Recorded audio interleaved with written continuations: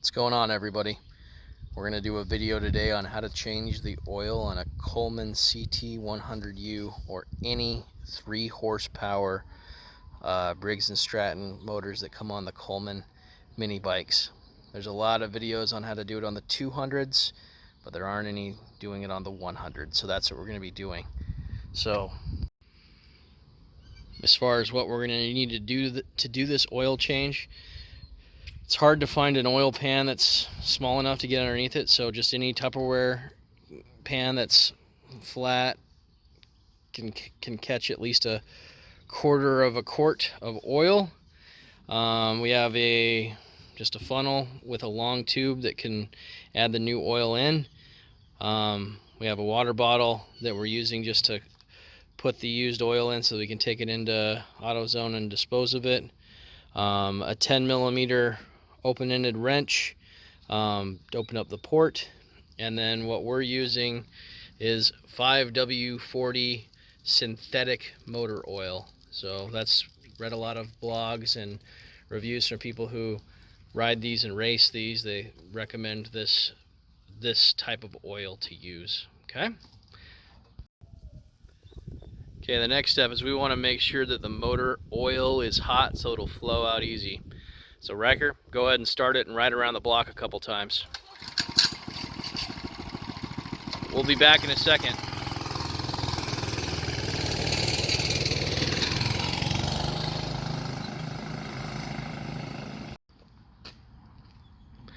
Alright, so it's all warm now.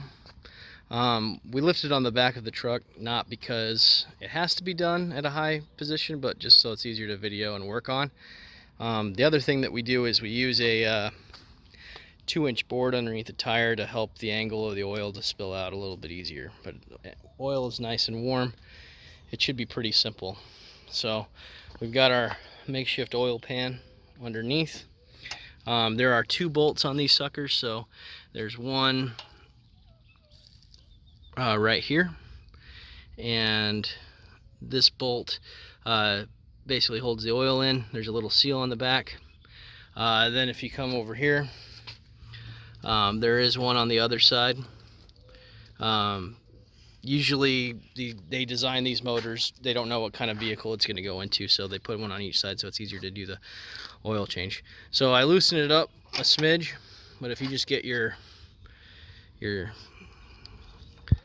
10-inch wrench, cut it out and kind of break the seal. They're not very tight. Make sure you got your pan underneath to collect the oil, otherwise it will come out quick, especially if it's warm. So it's a fairly long bolt, does a good job holding in the oil, and you're going to loosen it until it's out, and then the oil will come. Okay, so what we're gonna do is we're just gonna let this sucker drain. That oil is black as night. Looks like boys have not changed out this oil yet. So we're gonna drain this. Probably a few minutes. We'll move the bike back and forth just to make sure there isn't any oil stuck inside, and then we'll come back and go over how to fill it. All right. Okay, as we can see, the oil is no longer coming out. We've tilted the bike, got as much of the oil out as we could. So now it's a matter of reinstalling the bolt. It's a little tricky. You just gotta make sure you find the threads and you don't cross thread it in there. Once you get it in, you don't need to crank down on it very hard. It doesn't need a lot of torque, it just needs to be snug. So we put it on as tight as we can with hand tight, and then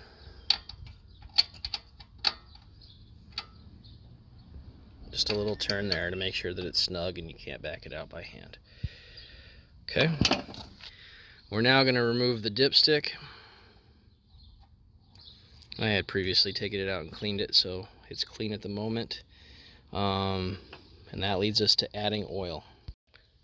Alright, so now we're going to put the oil in. So it's important to remember that these do not take a lot of oil. A big problem that people have is adding way too much oil in. I purchased one of these bikes. It's actually for the 212 Predator, and it had probably 5 times the amount of oil that it needed to have. That can cause some major damage to your motor. You don't want to do that.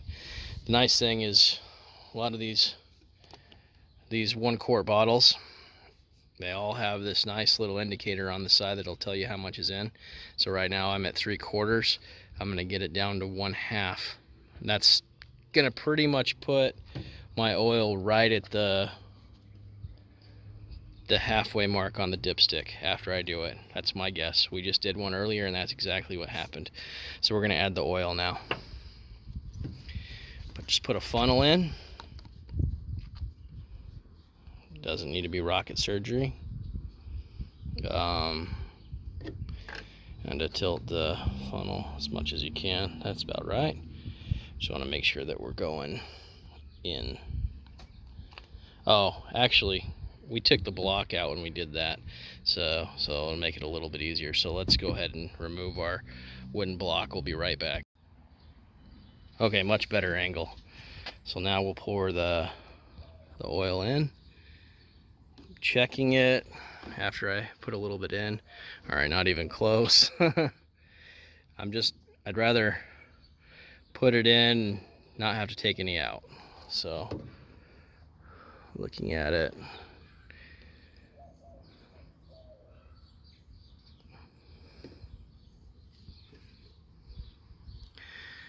getting close, just a little bit more.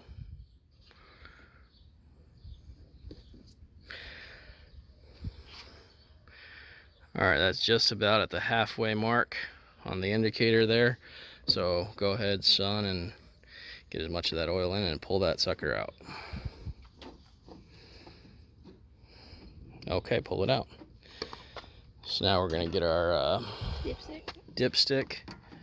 Put the dipstick back in. It's important that you clean it.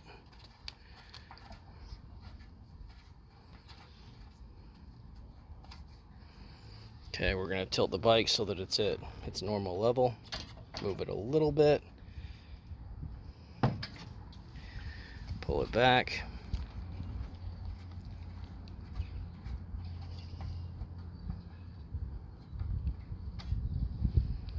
All right, so we went over. So what we're gonna do is we're gonna let a little bit of the oil out. That's basically how you do it. You don't wanna have too much oil. You don't wanna have too little. So we're just gonna go through the process, let a little bit of that oil out, not much. We won't record that just because it's self-explanatory. So that's why it's important. Try not to do any more than that 1/4 of a quart or you can go over.